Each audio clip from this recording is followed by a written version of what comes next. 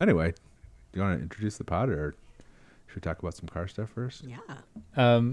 Yeah. Before we do that, though, I wanted to just I wanted to get my I have a new Oh. Wegmans seltzer Lego flavor seltzer Nice. update. that I'm trying for the first time. I've been trying to try some new ones after like Yeah. you know, I don't know, 6 years of just drinking the same ones. Hmm. And I've had some really bad ones, and I've had some really good ones. And this one is Concord grape, and it's been kind of shouting at me because it's only you can like a lot of the flavors you can just get like in the whatever the 12 pack of cans, but then also like if you want to try like a new one, like they Yeah. usually have like the little just the plastic Variety pack. 1 liter bottles or whatever. Oh yeah. Okay. So you can just like buy one of those for $1 rather than getting stuck Yeah. with 12 cans of undrinkable metallic tasting stuff.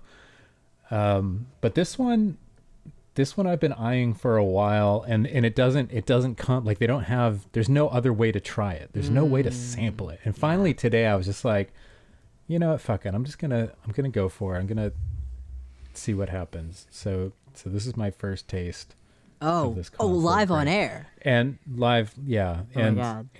and the thing is, like, when they're bad, for like in my experience, like you know it from the first it's just like, ugh, It's like, you oh, know? dang. Yeah. But when it's good, it's good. So here we go.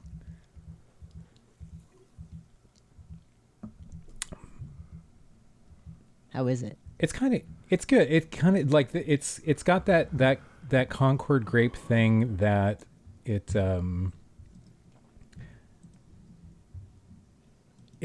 tastes like Pez, it's like artificial grape. Oh, yeah. But the thing is, but I know from having eaten like actual like Concord grapes like that's what they actually fucking taste Oh, like. yeah.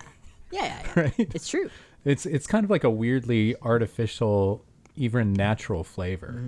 Mm-hmm. They have there's a town down here, it's like about an hour south of Rochester, called Naples, and they have like a big pie. Like they have grapes. They grow grapes.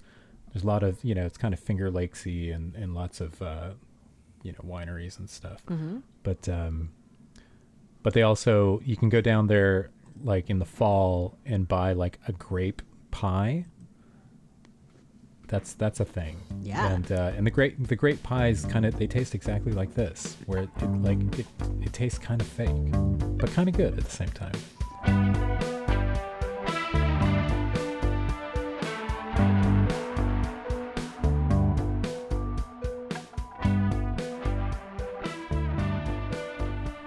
Did you guys see the Slate truck, the Bezos truck? Yeah. Oh yeah. Oh, yeah. Yeah. More this bed, truck. less cab. More bed, less cab. More Yeah, bed, it's less like cab. it is. Like what Friday? There was looks like Jeff Bezos his home office. Is that what they call it? It's like when your investment of your personal fortune, not your business fortune, is invested in this company in Michigan called Slate, and they're making a pickup that is supposed to sell for under $25,000, which is pretty rad. EV pickup, right? EV pickup. Yep. UC And, electric pickup. I think over the weekend, no, maybe it was Friday, there were some pictures of a car that could be the Slate pickup that looks kind of like, honestly, it looks a little bit like a mashup between like a first and second gen Ranger with like a vastly more raked windshield. So it's like a probably 45-degree angle windshield. Obviously for aero, but it looks like 2 passengers. Looks very small. It's on the back of a rollaway tow truck. Oh, good sign. Looks like steel wheels, gray paint, and a very short bed. Plastic grill. I mean, it looks very, very. It looks like a car that you could sell for $25,000. It looks like just a little happy little pickup truck, and it's it's wild because this company, I looked like on LinkedIn, it's been operating for a couple of years in Michigan. There's a bunch of people who have like ex Harley, ex Stellantis, which is like disconcerting. Just sure. I mean, there's some good people at those companies, but not exactly like the. I think everybody's going to be ex Stellantis pretty soon. Ruh-roh. Yeah. Well, it's just you're not exactly like. Anyway, but the car, I don't know, looks promising, looks cool, and it's like, who knows how long Bezos has been involved? Who knows how long this project? I mean, we know roughly how long the project has been going on. It's like probably when people were a little bit more bullish on EVs, but I think like I and a bunch of other people have been saying for a long time. It's like it's the idea of a cheap, small utilitarian EV is like kind of compelling and really not being offered. I mean, there's like the Nissan Leaf, but it's like, I mean, I could see this being like a city car for like if you're a young single feller living in a city and have access to charging, obviously. But I also could see it being a fleet thing. I think that, and I think like the Bezos involvement to me says like fleet, like this is maybe, intended for use at like Amazon facilities, internally, whatever. I don't know. Like you guys have seen it. What do you think? I mean, I think the thing is, there's two kind of compelling cases for it. I mean, one, like you say, like just any like affordable utilitarian EV, like genuinely affordable, 25 grand or less. I think there is kind of a hunger and a market for that, like ready to be tapped. I mean, just any fucking cheap car at this point, period. Yeah, right. Anything, any car you can buy for 25 grand. Right. But I think a lot of people are kind of ready to go EV.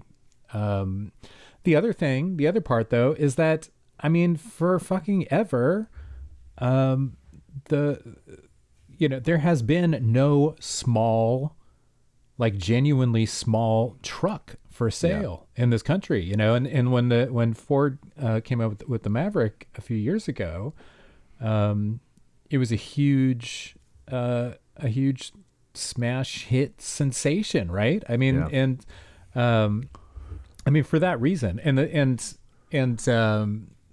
kind of like the cheaper ones, the cheaper the better. I mean, those are the ones that everybody wanted. That's something where is kind of a compromise. It's not really as small as like the smallest, like, I mean, when I think of a compact truck, I think of like 70s and 80s Toyotas and Datsuns, which are like, the kind of original mini trucks, not like K-size trucks, but just like actual mini truck, very small mini trucks. Would be the smallest car on the road. Yeah. I will say the Ranger or the Maverick in real life is about as small as you can go, like with a modern car. Like it is at this like point, Volkswagen, it might be Volkswagen Golf size. I mean, it's very small. The difference though is that they went like there is no 2-seater Maverick. They're all four-door 4-seaters, right? Which compromises your kind of bed utility and I actually think, I mean, I don't know, maybe maybe I'm completely out of touch, and maybe the market has changed so much that a two-seat pickup truck would not sell in the numbers that it once did. But man, I remember a time when fucking those things, they sold all of them that they could make, and they were so popular, and just because they were cheap, they were practical, they were useful, people fucking loved them, and not everybody needs a fucking four-door, 5-seater car. I mean, maybe if you're a family person, but a lot of people can get by with 2 seats. That is though the two-door thing is what to me like makes it lean a little bit towards like fleet sales or Sure. like a work truck situation because like I think like the idea, like Ford and Hyundai with the Santa Cruz, it's like if you're going to build a tiny pickup, whatever research they did kind of indicates that like it's got to be, a 5-seater. Yeah. People want to do everything vehicle. Yeah. But it is, I mean, it looks cool. Like it looks very like boxy and like totally unusual for like a modern car. Yeah. Well, the thing is like those Santa Cruzes, what do they actually sell for? I mean, are those, and it's like, even like with the Maverick, I mean, at this point, the Maverick is like, what, like 35? I mean, what's the cheapest Maverick? Is it even below 30? I don't think it is anymore. I think that was so a new Santa Cruz is, hold on.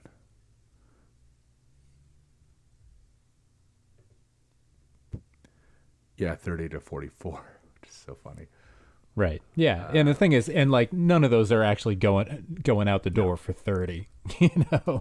And same with the Maverick. And so I think like the thing is like, so call it 35 for those cars. I think there's a lot of people for whom they would take 2 fewer seats and 2 fewer doors for $10,000 less. I think that's right. Yeah. I think so. The base Maverick is 28 supposedly, and like goes up to 42. But I think you're right. I think like, I can imagine, being a single guy in Chicago or Milwaukee or whatever, and like that's perfect. Like, what else could you really want in a car? Or L.A. I mean, or in L.A. Yeah. Yeah, I agree.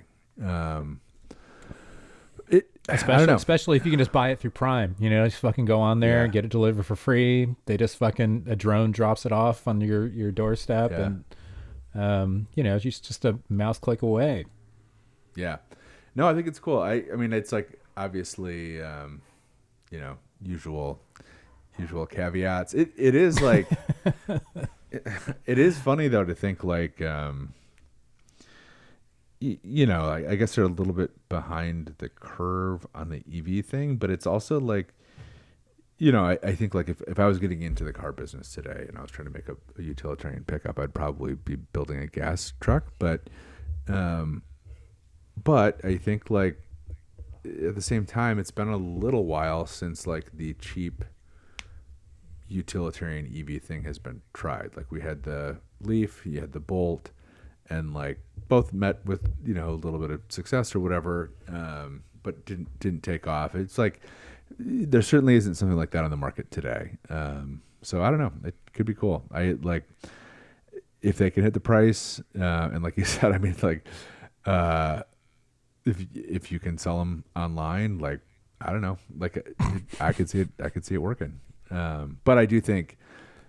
Again, the 2-door configuration makes me think that they're aiming for like some kind of fleet / commercial application, which also like is a great idea. Like that's a really smart use case for a small pickup. People who have like making. Well, there's lots of trade people in the trades that just need like a cheap utilitarian truck, and I mean, you think you own a plumbing company? Yeah, exactly. Yeah. Or you own a landscaping or whatever, and it's like you have 10 trucks and they're all going back to the same place every single night, going roughly to the same place every single day. Like that's the use case for an EV. I don't know. I think it's cool. Yeah, for sure. What else do you want to talk? You guys want to hear about day job stuff? Yeah. What's the news? Peter, did you know about this? No. So no one on the I don't think on the pod knows about this stuff, but I think me and my buddy Fernando Pino, who is a really brilliant designer, started this project in November this year to put out a new car site with no programmatic advertising, which I do not believe has ever been done before. It's sponsorable. It is reader supported primarily, but we will be selling quarterly sponsorships to advertisers to do like on a custom basis. But there's no like no flashing, a lease deal ad. There's no tracking. There's no any of that stuff. Nothing is like a Google ad or whatever, Google Ad Networks stuff. But it is now official and real, and I can say that it will launch in October. We've raised some money to get it ready to rock, get it built. I signed a contract with Partner and Partners, which is a employee-owned design and development house out of Brooklyn. Most recently did the Hellgate, New York site, which I found out about them through. They did Eric Adams' Table of Success diagram, which is fucking incredible. It's like the most useful way to kind of understand what's happening in New York local politics today. But incredible. They're super cool. They're very excited about it. And like I said, we signed a contract Monday of last week. It'll be done in October. It's a real thing. It's mostly designed. We have all the kind of editorial pillars. I've been out pitching it for the last month to different potential partners. I may lose my house and all my cars, and I certainly will have lost all of my savings by the time it goes live. But it is going live. That's what's happening. So That's exciting. yeah. Woo! So it should be cool. Dude, that is fucking exciting. Yeah. It's gonna we'll be up with a sign up thing where you can enter your email to get kind of like updates or whatever. And we'll probably be trying to raise a little bit of money before that. But yeah, it's a done deal. It's going down. We paid our money, so I can throw in $20. there you go. Yeah, it's more. Maybe even maybe 25. For all of our listeners out there, if you're not already subscribed to the Patreon while you're enjoying this free episode, you should probably think about, just listen. Think it over. Just for fun. We're trying to make some shit happen here. Yeah. It's a tariff-free product too. Yeah, it's $5 forever. We're the Costco hot dog of podcast, baby. I'm reshoring blogging. I'm reshoring car websites, bringing them back to the United States. Made proudly here in Michigan / Brooklyn. So yeah, it'll be Alloy, and yeah, it'll be up in October. So that'll be, and I'm sure you'll be reading both of these guys work on Alloy, because I'm pretty sure I can get them to make stuff on a discounted rate at first. Yeah, we'll see. I mean, we'll have to see what else you have going on. Negotiating, yeah, and that's the thing. I mean, at that point, I do the pod at a rate of it's all good. $2 a month, $2 an episode. All right. So we're talking about car sales. We were talking about the Slate, our prediction for how many cars they would sell. Do you guys want to? How many cars Slate? We were could talking about potentially it sell? could be a seller. Yeah. It could be a seller. Like in year one. Yeah. Well, I think it's too early to guess, but I did want to talk about some fun sales, kind of relative to the last, related to the last episode that we talked about, the Cybertruck thing. Is pretty much at this point a flop. The Cybertruck. Shocker. Yeah. Well, I just saw one today, man. I saw also one saw yesterday. one today. I saw one Looks yesterday sick. in Traverse City. I was not happy about it. But I did. So I don't know. I don't want to belabor this point, but I did, like, I never thought this car was coming out. It took 5 years to come out, and I was making fun of people. I was like, this is not fucking. I remember a buddy of mine put a deposit down for one like on that announcement night, like big announcement, he's like, put the $100 deposit down on it, and he's like, I have to. He's like, I'm gonna get it. And then like every year, I would text him and be like, hey, when's your Cybertruck coming? And give him a hard time. So I was actually kind of surprised that they did end up building it, and it does end up exist, and like such as like it's totally hand built, like they're not being produced in any real way. But there's a couple articles out over the weekend. Over last week, I guess. They were updated today. The best quote from Elon about this: "I do zero market research whatsoever." Very proudly. Hey, listen, us too, bitch. You're not special. Yeah. But I think that, he had the quote, "Demand is off the charts." November earnings call, we have over 1 million people who have reserved the car. They modified. I mean, that's the thing is like they thought like the number that they thought they were going to sell. I mean, it was it was huge. I mean, they had I mean, like 1 million deposits. Is that what he was so just they had saying? 1 million deposits. Yep. As of November 23. They really thought like this was going to be like out of the gate, like what, like I mean, it's 500,000 a year, something like that, like something crazy. It's the classic calculus that I think we've talked on the pod before. Like every car company when they were doing their EV thing was like, all right, what's the hottest selling car in America? Pickup truck. Right. Yeah, what if we just make an electric pickup truck? And it's like, Yeah. electric car people do not want pickup trucks. Right. Pickup truck people do not want electric cars. Like that's kind of a fundamental miscalculation there. But they modified. I'm reading from a Forbes article that was updated this weekend. The Austin Gigafactory was set up to build 250,000 Cybertrucks a year. And they're now saying that those investments are not likely to be recouped. It's like, so $250,000 a year was what they were shooting for. Yeah.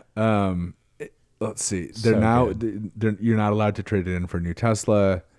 There are all these other strictures about what you can do.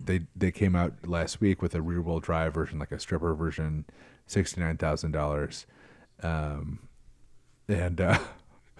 This article is just so funny. This is again from Forbes. Pickup trucks have been the same for 100 years, and Cybertruck doesn't look like anything else, said Musk, who earlier that month had proudly told an audience at a conference for space entrepreneurs, "I do zero market research whatsoever." Anyway, now I think they're saying they delivered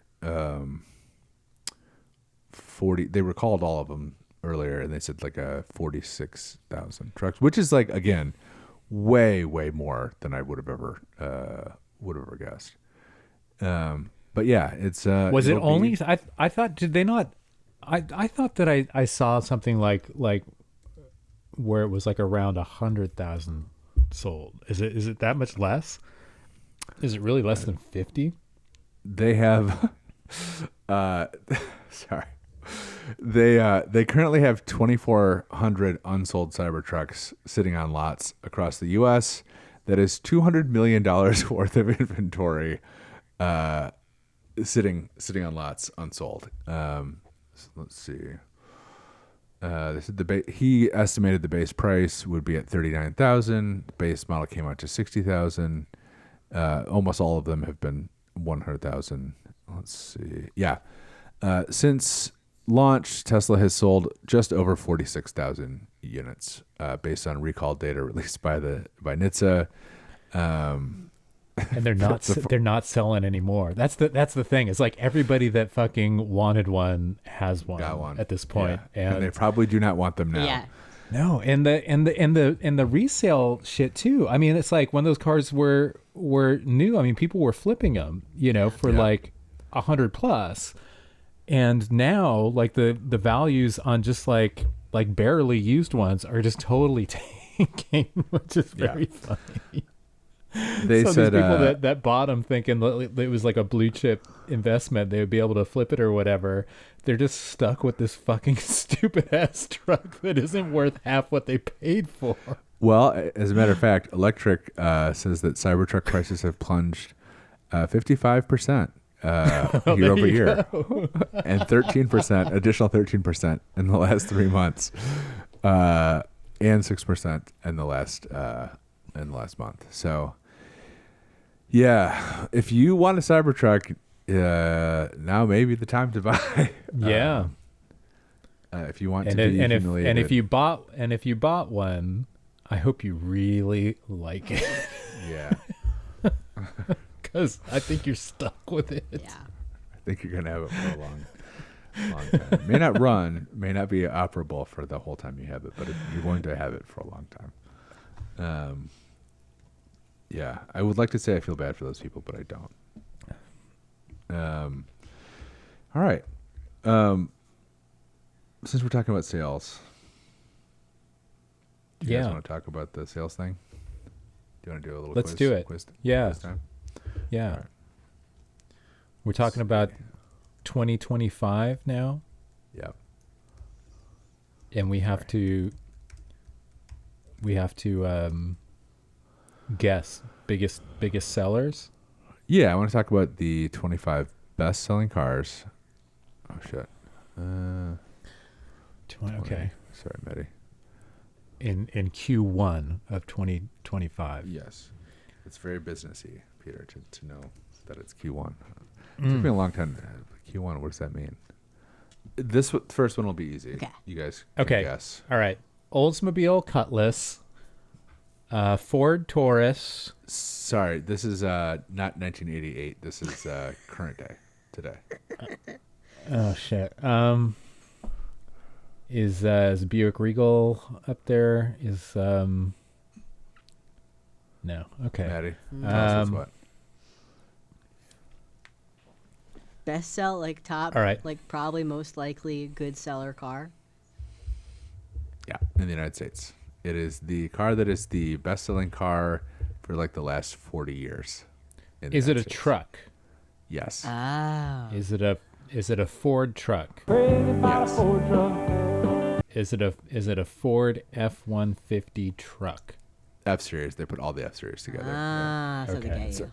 183,202 units sold. This is like these numbers to me, like I've been working in this. I've worked at Crane. I've like been very close to like car sales numbers for a long time now.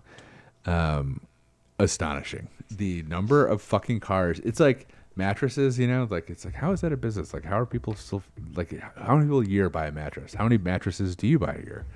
Like, you buy them once every 10 years or whatever. But we know people on average are holding on to cars for 10 years, but like you in Detroit, like you would drive around like outside of a factory and you'd see like whatever 25,000 or 50,000 cars just sitting there. It's like, where the fuck are all these things going? And it's like they're all gone. They're all rotating every week. It's like, or you'll see like I remember like coming into town the first time when I was working in Detroit. There's like a train that pulls truck chassis, like it's a locomotive that is completely loaded with truck chassis going to the truck factories. And it's like, all of those will be a truck by the end of the week. All of those will be in a dealership. All of those will be sold this year. But 183,000 trucks, 183,000 F-Series trucks sold this quarter this year is astonishing to me. It's crazy. All right, That's a lot. F-Series Yeah. trucks, like the fast fashion of cars. Like, what's going on? Are these the same people who are just like trading up to a different Ford truck? Yeah. Why? Yeah, because it's cool, man. Lord, I'm crazy about a Ford truck. Financing. hate Okay, all this right, number stupid 2. Guess. I mean, look, there are 340 million people Americans. Yeah. in the United States. So Yeah. I think they should be selling more. I mean, I think we should. I think we should be buying more. Yeah. Yeah. Buy an F-150. All- It's all you're going to be able all to of us buy pretty together. soon. Give it a I minute. would love the three of us to go to a dealership and try to get financed for an F-150 right now. They would not finance me for a Hot Wheels right now, brother. Okay. All right. So guess number 2. I will give you the hint that it's a similar. It's a same genre of pickup. A pickup again? So it's also a truck. Yeah. It's not. Is it not a Ford truck? It is not a Ford truck. Is it a Toyota truck? No. Is it a General Motors truck? Yes. Yeah. Is it a Chevy truck? Silverado. Yeah. 125,298 for Silverado. All right, number 3. And Silverado is that the big truck or is that They're the pretty big. mid-size Yeah. truck? No, it's a full size Okay. truck. Yeah. Silverado's a full size. Okay. Yep. Okay. So number 3, is it a Dodge truck? No. No. Is it I'm a sorry, General a Motors Ram. truck? Is this one the General Motors truck? No, it is not. It's not a truck at all. It's not a truck. Okay. So this is our best-selling car. Is it a crossover? Yeah. Is it a Honda CR-V? No, but you're very close. Is it a RAV4? Yes. RAV4, number 3, 115,402 units sold. Number 4, CRV, 103,000. And then we're back to trucks with the Ram at 78,000. So 78,000, like Ram is selling less than half what F-Series is doing in the first I quarter didn't of this think year. I could be Not more great. radicalized against this country, but I'm getting there. This is doing it. This is GM getting me up there. GMC Sierra, 77,000. All right, let me just get to let me get to some surprises. That really here, 'cause shouldn't. That really shouldn't count as different from the Silverado. That's the GMC. It's a different company. It's a whole different. Everything looks different. It's a whole different stuff. exactly the same. They all. I mean, GMC they do. can we talk about like please. when General Motors, like during the reorganization, right? Sure. Under when the taxpayers bailed out General Motors at a time when everybody in this country was fucking losing their houses, and so GM had to reorganize. So that meant that some less profitable divisions Yep. of General Motors got the make it. axe. R.I.P. Oldsmobile was gone by that point. Saab was already just kind of teetering in barely existed. But we still had Saturn, Pontiac. right.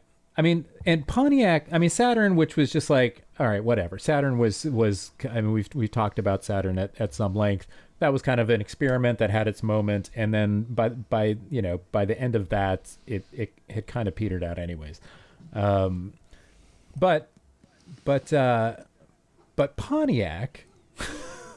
Pontiac, pretty storied brand, Yeah.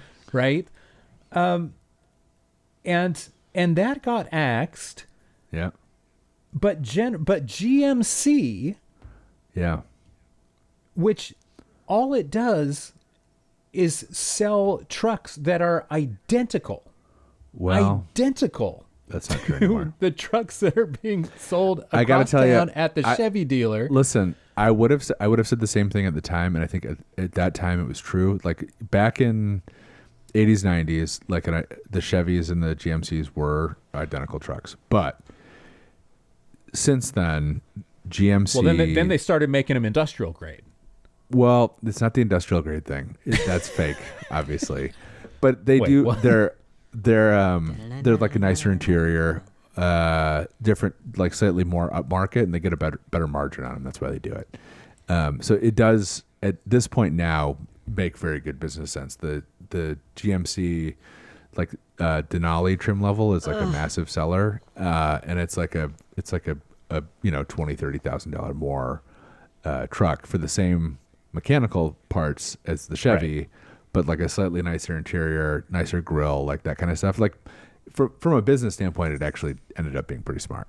I hate those Denali's because every time I see them in a parking lot, I'm like, if this guy's on his phone, I am going so far under that thing. Maddie, I am like 20% turn of the dial from being like a guy who has like a Denali Suburban. You have a real truck for people who have jobs that use a truck. Yeah. No, but I'm like, I'm that close. Or like I hate the them. Canyon AT4. They're like- I know. Listen. That you should have to I'm- pass a test and get a permit to own that shit. I hate those things. The but Yukon, the but who- Denali. But who would pass the test? That who would that's who would right. have the permit? That capital T, capital R. That's right. I'd be fine. I would be fine. You know how to use a car for a job that a car would do, and so you should have Yeah. one. But no one in Philadelphia should fucking have one. I shouldn't have to cross the That's street true. in front of them ever. I hate them. So They shouldn't be allowed at the another grocery surprise. store. Also, a big tall guy like me doesn't have to worry about getting I'm smoked by a pickup truck. 5'2". I'm like a bug to these people. Yeah, me and Peter are like towering. We're at like hip level at the grill. I for would these be guys. hanging off that thing like truck nuts if that guy's on his phone for 10 seconds, dude. It's so I hate them. Oh, I hate them. So let me get into some surprises. So Okay. number 7, Chevy Equinox, 71,000. Okay. Chevy Equinox. That's That all right. that doesn't surprise Fair me. enough. I mean, the Equinox. That's. I mean, we were talking about We were the just Equinox praising EV the Equinox. a couple episodes ago, but even the regular Equinoxes. I mean, I remember just as like Not terrible. there was a one of those trips. Well, that trip that I did when the funny Chevy. Band camp. Yeah, the band camp automotive journalist rock and roll fantasy camp trip. I got to drive, like I asked just for a loaner, just for an extra day of driving around out there, and they gave me and this is like 17 or 18, so this is like a generation or two ago of those, but they gave me an Equinox diesel, and which is kind of fun and weird, but I was surprised by how much I liked that car, just because it was just it did everything well, you know. It was just just from a purely just kind of utilitarian standpoint, like it was comfortable. All the controls made sense. It didn't, you know, there was nothing like annoying or stupid about it. It was just very straightforward and like refreshingly just fucking normal. It is funny that like cars, every car in that it's like mid-size sedans were 20 years ago, but it's like every car in that mid-size crossover segment is going to be like that automaker's best shot, because it's like that's the most that's where all the sales volume is, like that's the most competitive, and it's like their smartest guys are, and girls and everybody else are working on that particular segment of car. Next on the list, Tesla Land Model Rover Y. Defender. Tesla Model Y. Okay. 71,000, decline from 95,000 the first quarter of 2024. Yeah. This is the refreshed Q2 looks like. model. Yeah, really. Model Y. These, I believe, are mostly going to Uber drivers Sure. in New York, Yeah. from my knowledge. Okay, so I'll rip through the next one of these pretty quickly because it's interesting. Toyota Camry. Let's go. Once the best-selling car in the United States, 70,000. Next, Nissan Rogue, 62,000. Toyota Tacoma, That's fine. 59,000. Respectable. Chevy Trax, great car, 59,000. Don't know anything about Chevy Trax. It's a small crossover, fantastic, really Cute impressive. Yep. Honda Civic, 58,000. Let's go. How much Toyota is a Col- Chevy Trax? That's among the cheapest $21,000 cars that you can Yeah. buy. 21. grand. Wow. Yeah. Yeah. Really, I mean, and really for I had one up here last year. I think it was like one of the last cars I reviewed for Jalopnik, but like an astonishingly nice and like good looking, fun car. Like it was like for the money, really, really nice. Civic, Nice, nice, nice. Corolla, 55,000 units Corolla is sold. at what number now? What ranking? 14. Akio, 14. I need you to get back to. We need to 5S Toyota again. You got to start over. You got to go back. We have to go back. It's just Number I mean, 15, I'm suffering. people don't buy cars anymore. Yeah. Hyundai Tucson. $54,000. Okay. Ooh, number 16, Nissan Sentra, $54,000. That's a cool Another car. Nice. My dad had a Sentra growing up, and he called it the Sinatra, and it was actually the first car that I ever drove, and I got it stuck in the woods so bad. But both my parents had to get out and push while I drove the car from the front seat, and my siblings sat outside the car because it was kind of a sketchy, dangerous type situation. My mom also slid it, understeered Wait, it were they in the car with you when you got it stuck, or? Oh yeah. No, we were all. There's a lot of shit going on back in those days. I look back on some of these situations and I'm like, what was happening that Saturday morning? Like, why was I allowed to do that? Wait, we were about to get the school bus story. I like this one. Oh, my mom understeered into a school bus full of kids. So the rest of the time we owned it had a big yellow stripe on the front fender. It's like no other car accident produces that type of. It's like you clearly hit a school bus.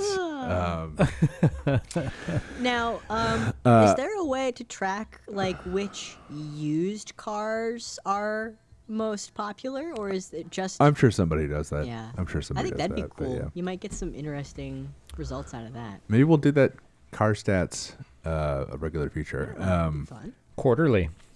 Car stats. Cool. I think Subaru we should do it Forester. after Okay. Q2 is over. Yeah. Subaru Forester at $49,000. Check it out. Jeep Grand Cherokee at $48,000. Ford Explorer $47,000. Subaru Crosstrek $43,000. Really like that car. Love the Crosstrek. One that I recommend pretty frequently. Thing is, I don't even know what a Jeep Grand Cherokee is anymore.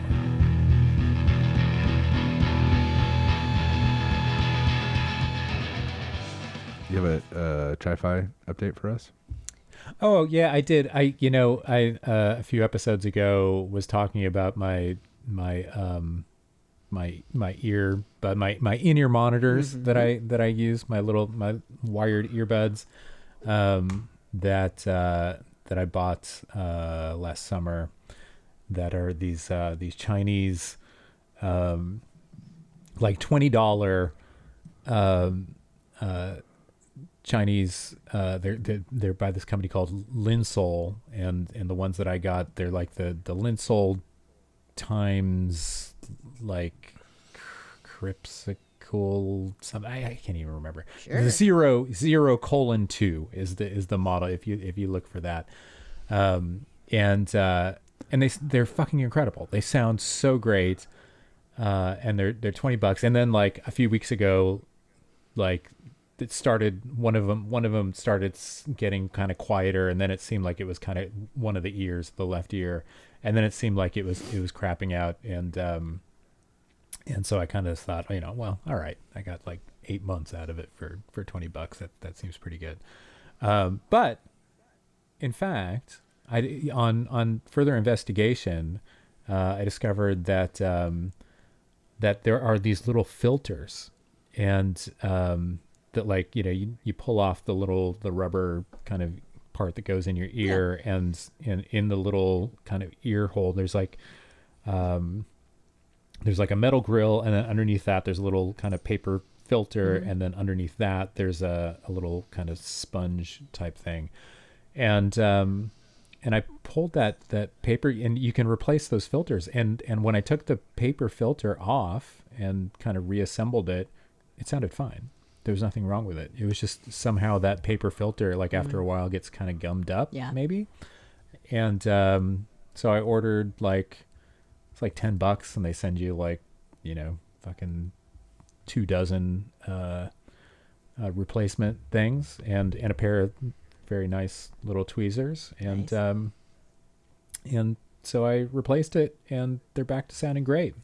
So I wholeheartedly recommend the 02s by Linsol. They're now $25 on Amazon if you look.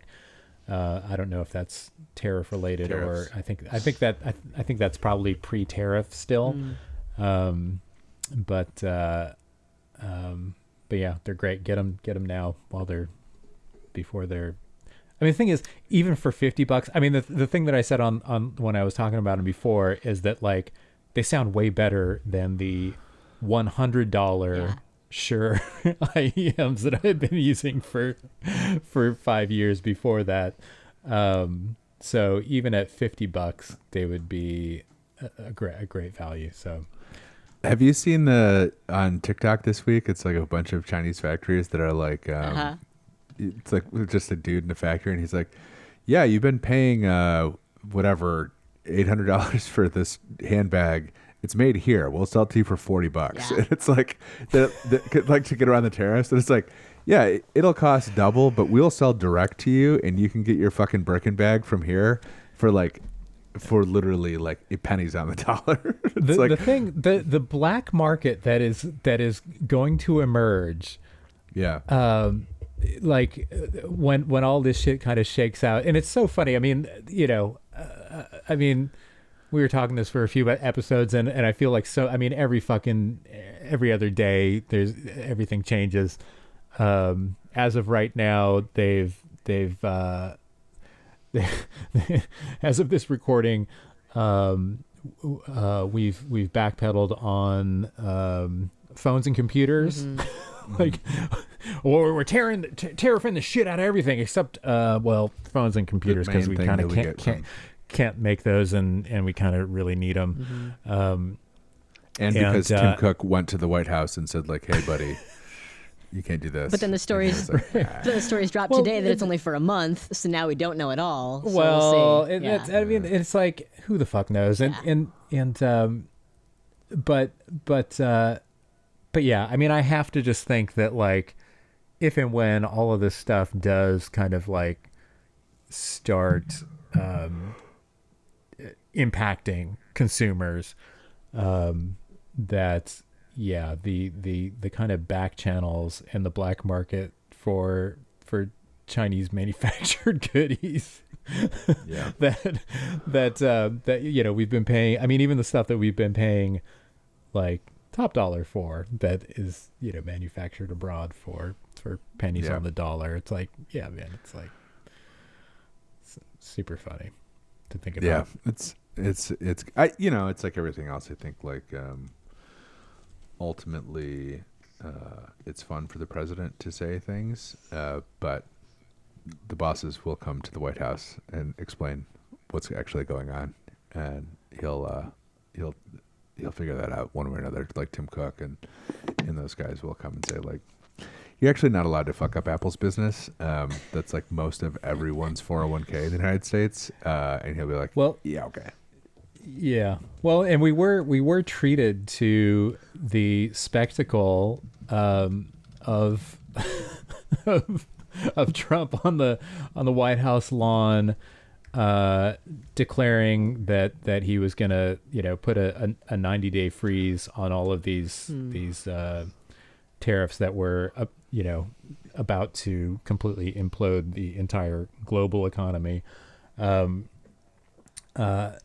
With Roger Penske looking over his shoulder, and Joey Logano and Ryan Blaney, Joseph Newgarden, right? Which is so fucking funny. And then the great thing came out like a day or two later. That video inside, where you have and this was like, I had seen that tweet or his whatever True Social thing where he had said like in the morning, great time to buy, and then when the announcement like kind of came out, and like all I could think was like, and I subsequently, I mean, obviously I wasn't the only one to think this, but I really did. It's like, wait, shouldn't he be kind of investigated for that? Like, that's like, you can't do that.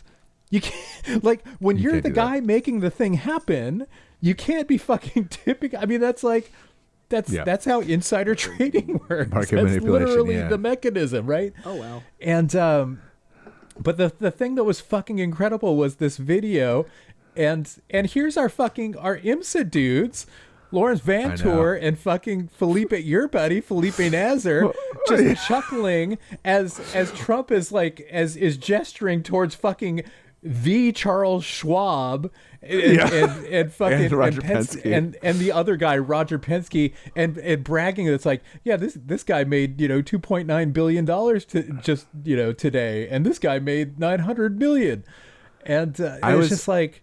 And as these drivers are looking on, just kind of thinking like, I mean, who the fuck knows what the? I mean, do they even understand the implications? Yeah. But you do have to think about, like, to me, it's like there was a time in NASCAR where the idea of like a driver in the White House, first of all, absurd. But then a driver like sitting there and watching someone brag about manipulating the markets and making billions of dollars would be like, like Junior Johnson's not on that tip. You know what I mean? Like I'm sure most of those guys were pretty conservative or whatever. Do but they it's understand the implications of what they're witnessing? Yeah, but it's like, like we committed a crime against all of your fans, like everybody who watches motorsports in the United States, for the benefit of these two guys who are standing right here, right? And like, and the drivers are the guys who are sitting there, very. Very strange. The thing is, and like, I mean, look, Joey Logano, I mean, he's like a NASCAR superstar, right? I mean, he's like a champion level guy. I mean, I'm sure that he's very wealthy. Yes. Born rich too. He's like, none of those guys came from nothing, right? Like, is that right? Okay. Drivers. Yeah. But I mean, in the case, I mean, I don't know that much about the Vantour brothers or about like Felipe Nasr, but it's like those guys, I mean, they're IMSA drivers, like they're top level, like, international sports car drivers. They make, I have to think, like, good money, but I don't think they're not even like fucking making like top tier, like hockey player money. I don't think. Yeah. Right. Yeah, but I mean, I guess I just assume they're certainly not like.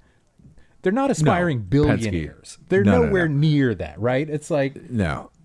I have to think, like, in most cases at this point, anyone who's driving a race car professionally comes from a large amount of money, comes from a background that would be unfamiliar to me, because that you have to start karting when you're 4 years old, and like the cost of being a young race car driver who then makes it to be a professional is astronomical. So I have to assume they're all wealthy in a way that, like, we're not. But still, I feel like this would be like a really this would be a really great topic for a whole episode to talk, because I'd be very curious to know, like, the kind of the class dynamics of it, because I mean, definitely there is.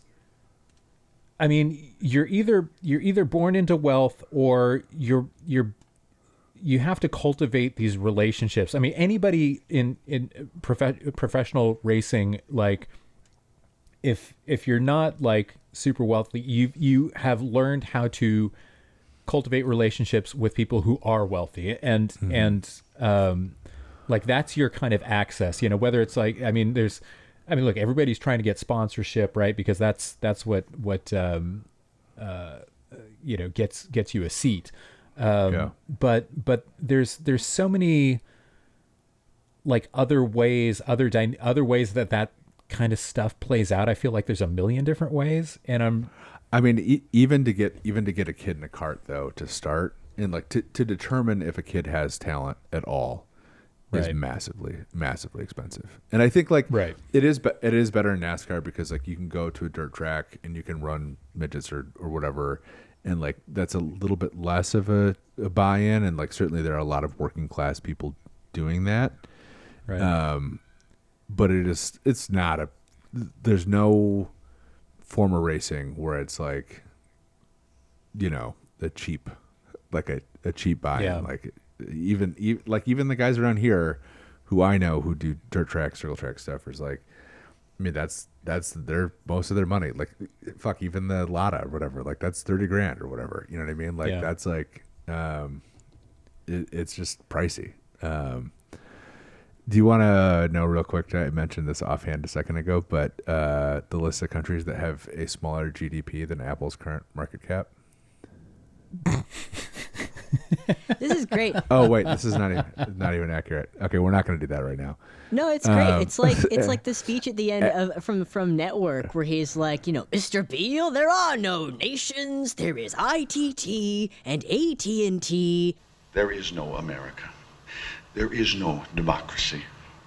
There is only IBM and ITT and AT&T and DuPont, Dow, Union Carbide, and Exxon. Those are the nations of the world today. Et cetera, et cetera. We've known this for a long time. So this is 2023. It's a while ago, but Apple's market cap is larger than all but 6 of the world's top economies. Yep. As Jeez, a year ago. Christ. Yeah. Yeah.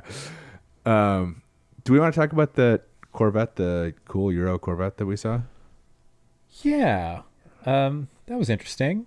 This I mean, what was interesting about it was I didn't know that GM had established a design studio in England, and this is a thing that a bunch of manufacturers started, like a lot of Japanese manufacturers started doing this, and some European ones.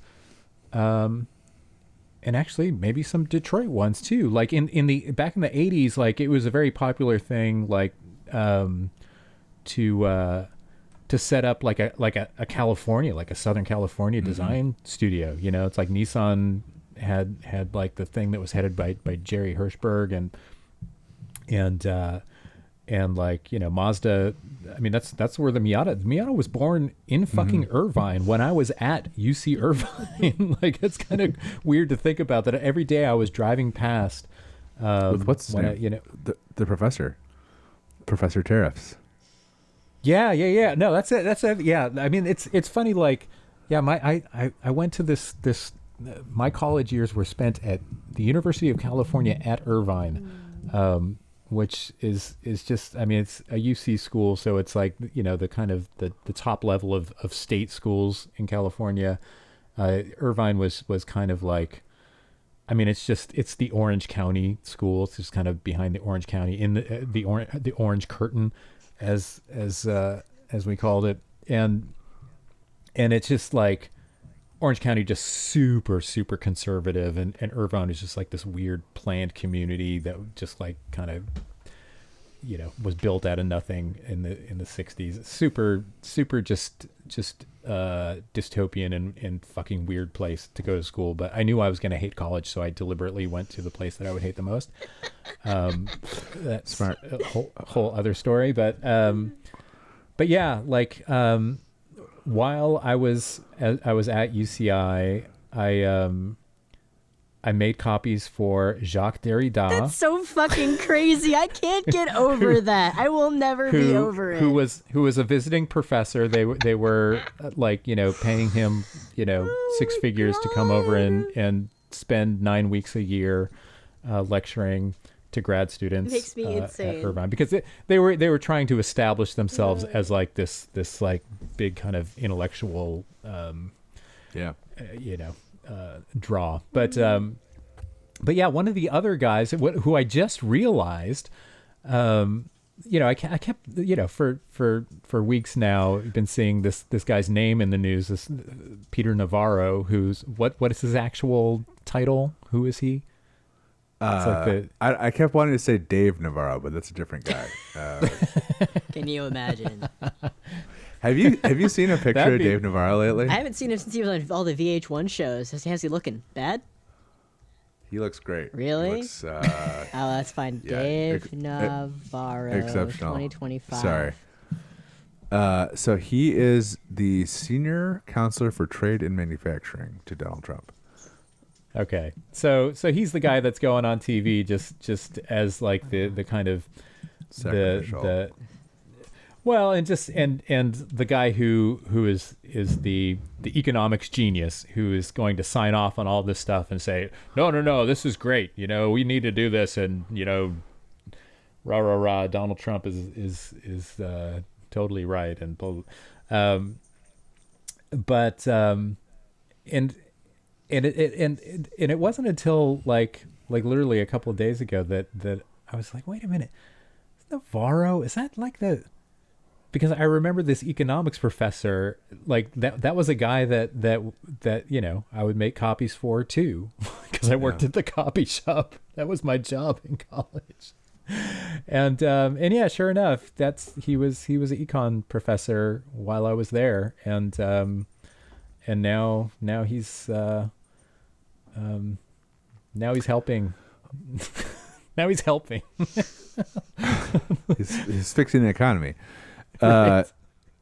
Peter, did you know Phil also went to UC Irvine, Merle Martin? Oh yeah. Okay. Yeah, we've Covered that. Okay. Yeah, Phil is Merle Martin, who if you've looked at any car website in the last 15 years and you've seen pictures from a junkyard, they were probably taken by Yes. somebody who also went to UCI. Yeah, It's like it's funny. I mean, we hung out one time when I was in Denver, and we went to a junkyard together, and had a fun time. Mm-hmm. But it's funny. I think his experience at UCI was completely different from mine, even though I feel like we almost overlapped, or maybe just overlapped by maybe a year.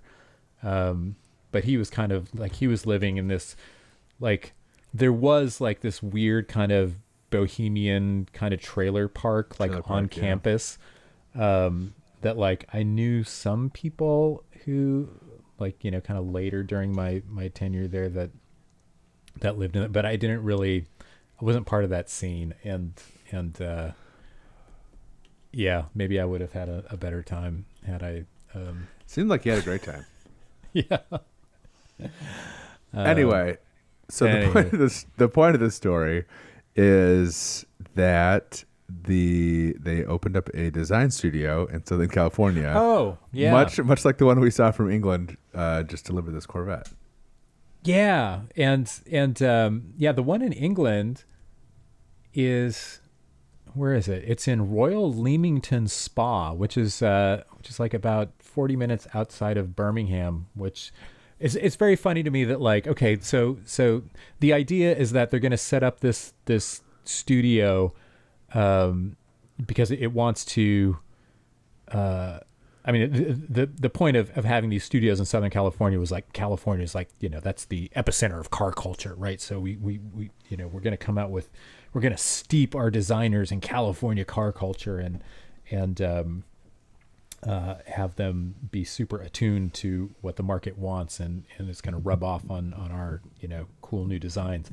But we're doing the same thing, or GM is doing the same thing by setting up a studio, advanced design center in the English Midlands, outside of Birmingham, which right now, if you've seen any stories about what's going on in Birmingham in the UK, it's there's a giant trash strike going on, and there's just rats completely overrunning the entire fucking city. Which that just seems like the most perfect portrait of England in 2025. And so you can imagine these designers going over there to we're gonna live in Birmingham and design the next Corvette. But yeah, they I guess so they're doing a series of 3 kind of Corvette concepts, and they unveiled the first of these last week, and it's an electric Corvette concept that I think looks fucking awesome. Yeah. Do you like it? It looks sick. Yeah, absolutely. Yeah, I mean it's very hypercar it's not. I mean, it's a departure even from like the current mid-engine Corvette, whatever. Like it's very futuristic and big and like minimalist almost, I think. But yeah, very sharp and that it's like, yeah, could this be like an EV Corvette or whatever? But I think it's cool. And it's like this. They're saying this hypothetically would be an EV Corvette. But yeah, it's like hypothetically, an EV Corvette that would exist alongside an ICE Corvette that would be different. Or is that kind of the idea, or maybe like a new, the next. It's like it's a concept. So it doesn't really have to be anything. Yeah, like no, exactly. I'm just curious, like what if they're pitching it. They're pitching it as an EV, right? But yeah, but does. It's got like a little Koenigsegg thing going, and like super low to the ground. I mean, the fenders are almost as tall as the canopy, which is like split in the front and back. Yeah, I mean it is. I mean, for as radical it does have some kind of recognizably Corvette cues to it. Totally. And I'm super into the that kind of center windshield pillar. I mean, it's like obviously I don't know that that's something that would ever make production, but I think just as kind of harkening back to the old Bill Mitchell 63 Corvette and that center line and those kind of exaggerated fenders. I think it looks super cool.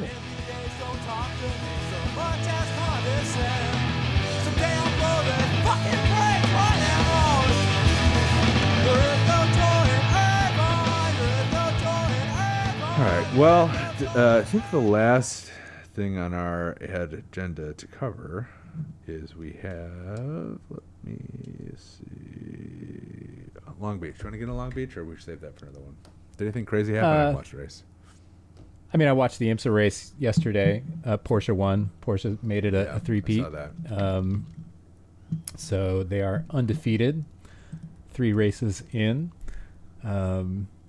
And Lawrence Vantour, who was not driving a 963, who was hanging out with the Donald a couple days earlier.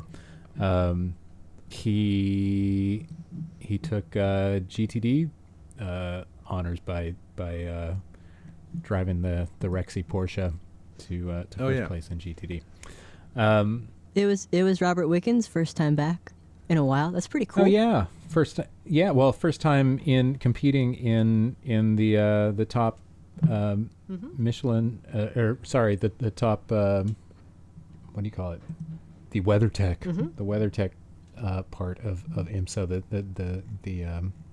the headline show. Robert Wickens, who if you don't know, was up and coming IndyCar superstar in 2019 when he had a pretty horrific accident that left him paralyzed below the waist.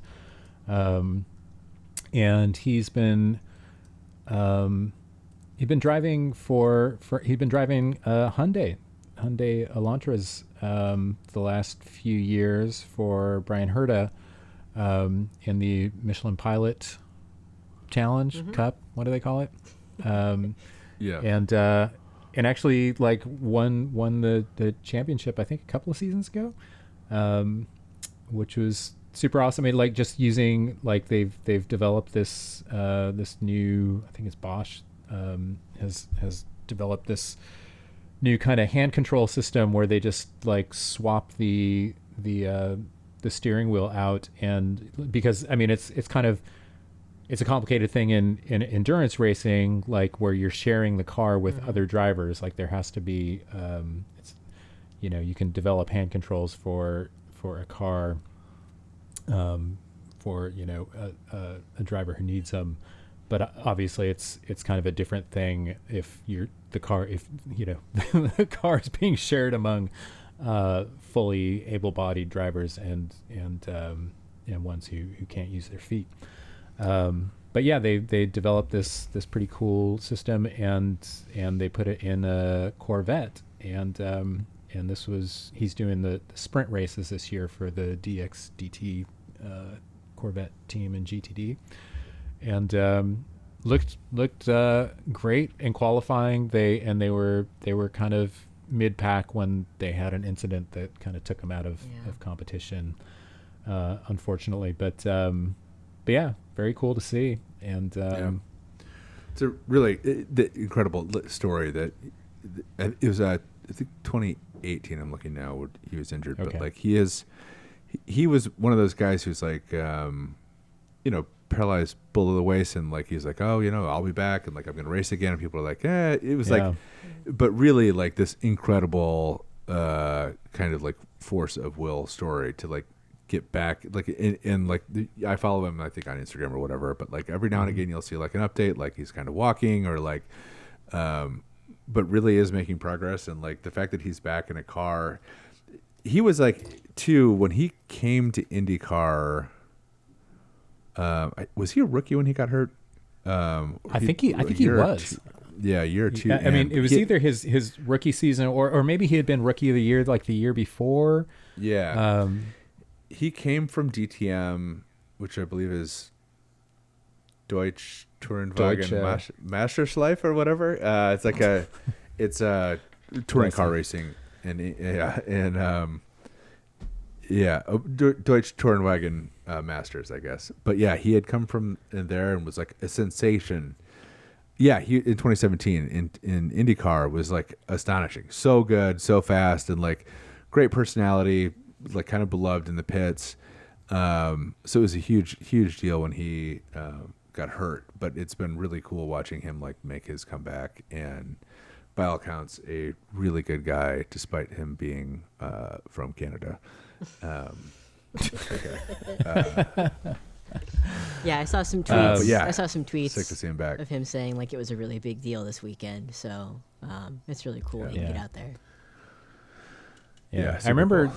I think Sam Smith wrote a really great story. Had a really great interview and kind of profile about him post that accident, like maybe in Road and Track, like 2019, 2020. I mean, it wasn't that long after his accident, and kind of where he was, like you say, Rory, just like super determined to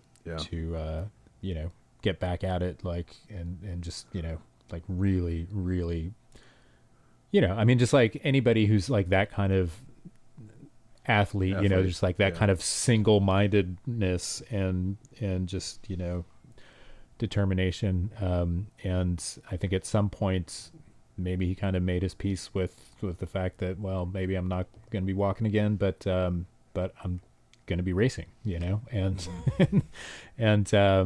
and it's been super fun watching him like be super successful in the Michelin series in the Hyundais, and yeah, like fucking awesome that he's in the top class. I believe now. He is able to walk with a cane. Oh, is that right? Single cane. Yeah, he has made like progress on that front too. Wow, that's awesome. Yeah. I just got, sorry, this is a less serious aside, but I just got a call from my friend John, which if someone calls you, it's like an emergency. So I texted him back. And I was like, what's going on? And he was like, oh, I saw another white Rivian at the food co-op and thought you might be here, which is like the most Traverse City problem. It's like, no, it's one of the 4 or 5 white Rivians in this tiny little town that could be at the food co-op. Good food co-op here, though. I got to tell you. Very well run. I was also going to say, just in other racing news this weekend, I just have noticed on YouTube, there's this weekend is the Goodwood, like, what do they call it? The members meeting or something like that. Yeah. And there's a ton of I mean, they've been streaming it all weekend, and they're now putting the individual races up. But I was watching some of that stuff, and like, these like 70s touring cars where it's just like it's like Camaros versus Capris versus like Rover 3500s. And it's like some of the wildest shit. It's really, really fun. It's just like these 20-minute, heats. But yeah, like if you want to watch some fun stuff, just search on Goodwood on YouTube, and those races are so fun, just hilarious to watch. Really, really great. All those guys get exempt. They're the good rich people. All the guys who are out there. Yeah. Fine. Well, it's fun. I mean, and it's like, I mean, a lot of, but well, and there's a lot of like pro level drivers. I mean, it's a split, those cars, they're shared, like, I think for most of those classes, like the cars are shared. So even though it's like a pretty quick race, they start with one driver, and then usually the pro will get in for the second stint. But like, it was just great, like watching like Andre Lauderer, like fucking hooning a GTI, like just lifting the inside rear wheel, and just awesome stuff. Yeah. I think we've said this before on the pod, but it's like American vintage racing, like at Pebble Beach or whatever, Monterey Historics, it's like rich guys driving their own cars trying to look cool. And at Goodwood, it's like, I'm going to find an actual fast driver who's like under 70 years old and pay him to go drive my $20 million car as fast as possible. And they're getting after it, man. I mean, it's respectful, but it's they're not. They're not playing it safe. They're not pulling punches. No, they're not hitting each other, but like they are taking big risks. Like I've seen like some bad accidents at Goodwood. Like people At one point, I mean, Lauder was I forget what was the car that was in front of him. It was like he was in like a first generation Golf GTI, and maybe it was like an Escort, like Mark II was in front of him, these guys were just battling, man. And at one point, like, on the last lap or penultimate lap, like you can see like Lauderer was just trying to get around him any way he could, and he actually did like tap him, and you can see like the tail light lens just fly away, just get shattered, and in the kind of post race interview, he's like, yeah, I think I owe him a new blinker. Yeah. It's pretty funny. Pretty good stuff. Fucking Goodwood, man. Yeah. Just when you think, yeah. How am I gonna pull that off? Oh, I got a new publication. That's right. We talked about Alloy. It. I'm back, baby. I'm on the Alloy tip. Another helicopter ride. A week's worth of free champagne. All right. Yeah. You guys Be good? careful with the helicopters, man. The helicopters, it's Don't get in a like helicopter. Don't do it. Don't get in there. I think that guy was hot dogging a little bit, to be honest. Is that what happened? I don't know. I read there was something about him saying he needed fuel, and then there was some video of him looked like he was kind of hot dogging it a little bit. And then I watched some pilots talking about like the way that usually it looked. So like the rotor separated from the fuselage and the tail section separated from the fuselage. And they're like, the way that usually happens is like you are jerking the stick back and forth really fast, and the rotor, there's like a disc that locates the rotor on top. And the rotor can bend down and hit the tail, and then everything comes apart. But that was this particular pilot's, or a couple of different particular pilots. That was their theory. I mean, who knows? That you hate to like disparage a guy who's he's like, I guess, a pretty experienced pilot, but the guy was like, yeah, that's kind of what it looks like, is he was hot dogging it a little bit. Which, like, I mean, I don't know why. I mean, and the thing is, like, I mean, I didn't look into this too deeply, but I just saw like the kind of the initial account which was like it was like some like Siemens executive like visiting from Germany with his family. I think it was Spanish. Yeah. Yeah. Siemens, 5 people, German company, but yeah, man, that's just like, and like, I mean, for people coming to the U.S. from other countries at this point, like, there's so many stories of just like people on work visas or just fucking people coming to like getting detained at fucking airports and shit. And it's like, and then you go for a sightseeing thing in a helicopter, just, it's like, dude, Yeah. Maybe just stay in Spain. Don't come here. It's bad. Stay home. It's like when we were watching that video of those guys, some guys doing the thing where they fly the flag in paraglide or whatever. Video that you said before. I'm gonna put that audio in. Like, these guys, like the troops game. just kind of flying in, landing, with the American flag, and they're gonna do a drop, and it's like, and two of these guys, both of them, like, I don't know, man. I think both these guys are hurt. Yeah, they both came down pretty hard. looking like pretty, like they're requiring some medical attention. They fucking ate shit. They're hurt. Yeah, and it's like, just and like, we're talking about hot war with China. Like, Yeah, these we're are the not guys ready. that were fucking. I'm sorry, man. Like, it's not gonna go good.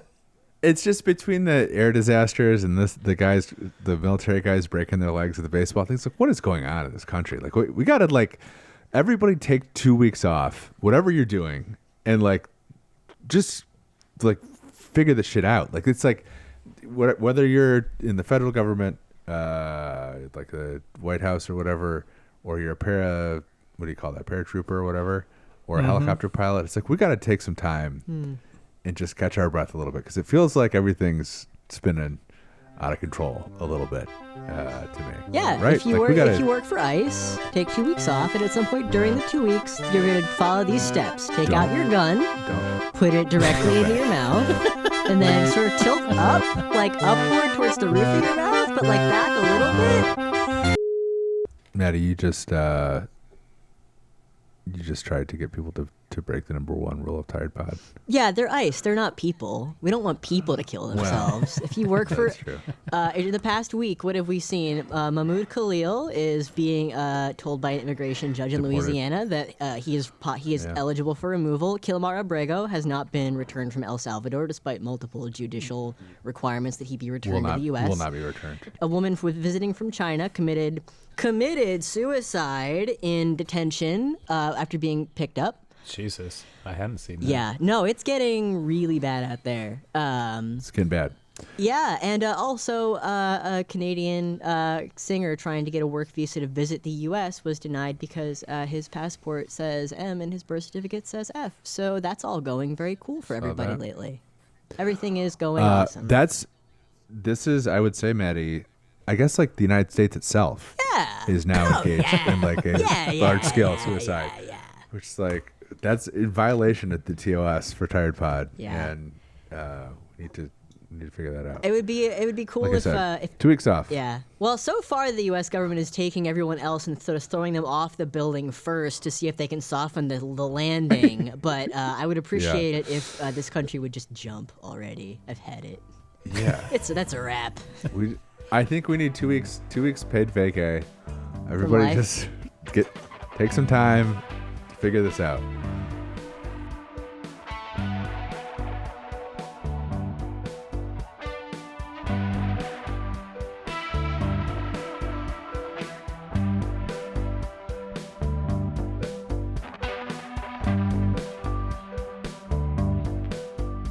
We no longer live in a world of nations and ideologies, Mr. Beale. The world is a college of corporations, inexorably determined by the immutable bylaws of business.